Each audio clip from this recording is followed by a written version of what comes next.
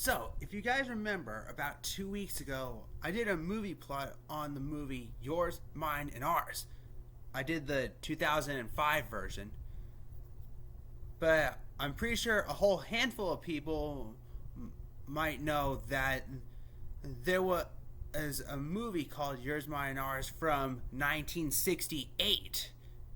And I figured, hey, why don't I do a movie plot on the 1968 version of that movie? So let's get into this. There's a few different parts in the 1968 version than the 2005, and I'll explain that as I go through. So, Frank Beardsley is a Navy Chief Warrant Officer.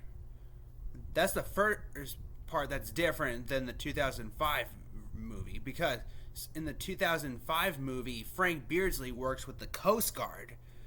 In this one, Frank Beardsley works with the Navy.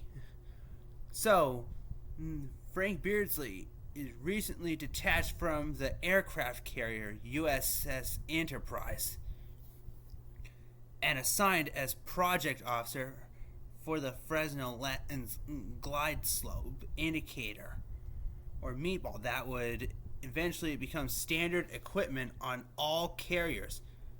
Meanwhile, Helen North is a civilian nurse working in the dispensary at NAS Alameda, the California USS Navy base to which Frank is assigned. Frank meets Helen first by chance in the commissary on the base, and again when Frank brings his distraught teenage daughter for treatment at the dispensary, where Helen informs him that the young lady is simply growing up in a too crowded house that lacks a mother's guidance. They immediately hit it off and go on a date, all the while shying away from admitting their respective secrets. Frank has 10 children and Helen has 8. That's the second thing that's different from the second or 2005 film, because in the 2005 film, Frank had 8 kids and Helen had 10. It came from previous marriages that ended with their spouses' deaths. When each finally learned the other's secrets, they intentionally resist their mutual attraction. But Chief Warrant Officer Daryl Harrison is determined to bring them together. So he fixes up each of them with a sure-to-be incomparable blind date. Helen's date is an abstraction and who stands a good head shorter than she does. Daryl has a malicious sense of humor.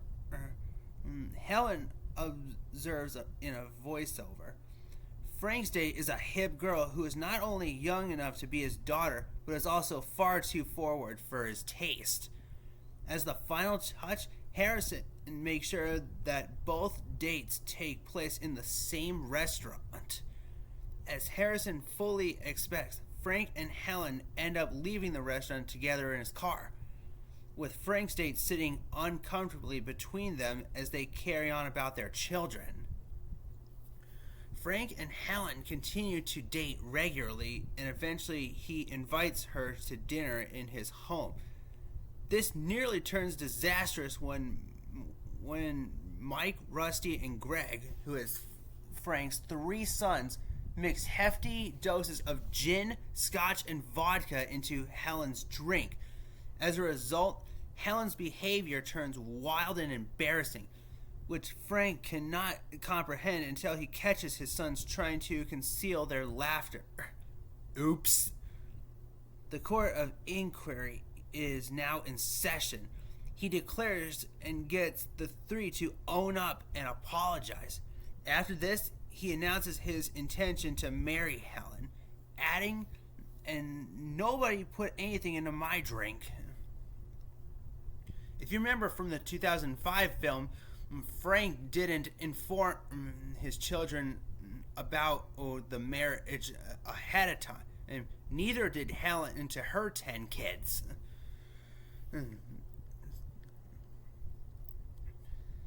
Most of the children opposed the marriage at first, regarding each other and their respective step-parents with suspicion.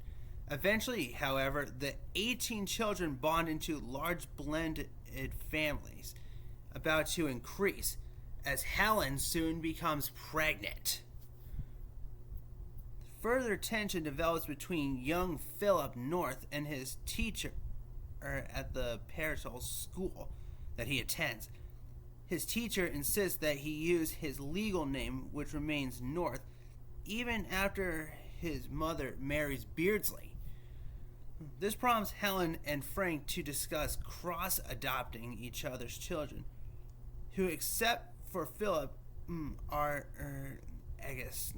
at the notion of reburying their deceased biological parents. The subsequent birth of Joseph John Beardsley finally unites the children, who agree unanimously to adoption under a common surname. The film ends with the eldest sibling, Mike Beardsley, going off to Camp Pendleton to join the United States Marine Corps. Pretty good. At least I could watch this. I could watch this on Prime or on Tubi.